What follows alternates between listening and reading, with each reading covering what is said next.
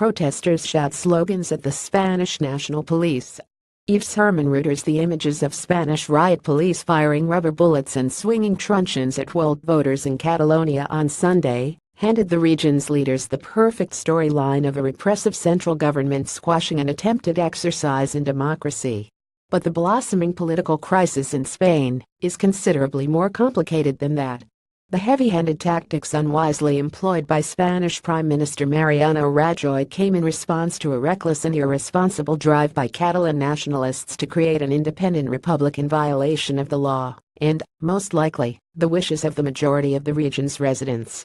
Catalonia's nationalist forces, which include factions from the far left as well as the right, gained a majority in the regional parliament in 2015 despite winning less than half of the vote. They then pressed ahead with plans for a referendum on independence even after Spain's constitutional court ruled it illegal. The 1978 Spanish constitution grants considerable autonomy to Catalonia and other regions, but unambiguously declares the state indivisible.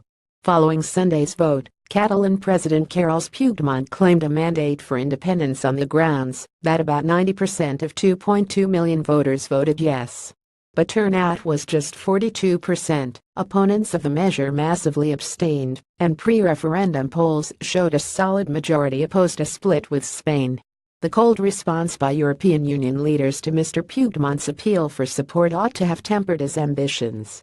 The European Commission backed Madrid in describing the vote as illegal and said an independent Catalonia would not be part of the Union.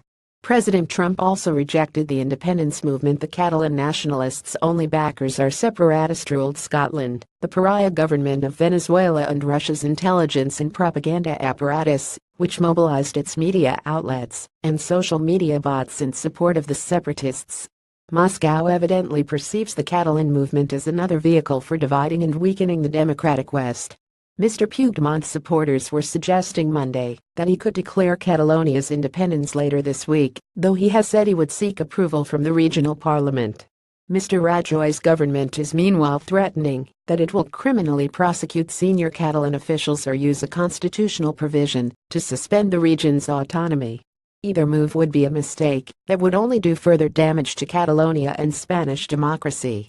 The right course is that which virtually every responsible authority outside Spain is calling for: negotiations between Barcelona and Madrid. Mr. Rajoy could offer the Catalan region more autonomy. Even better, the two sides could agree on a legal means for Catalonia to hold a fair, free and legitimate vote. Genuine democracy is the best way out of Spain's crisis. Unfortunately, neither side appears ready to embrace it.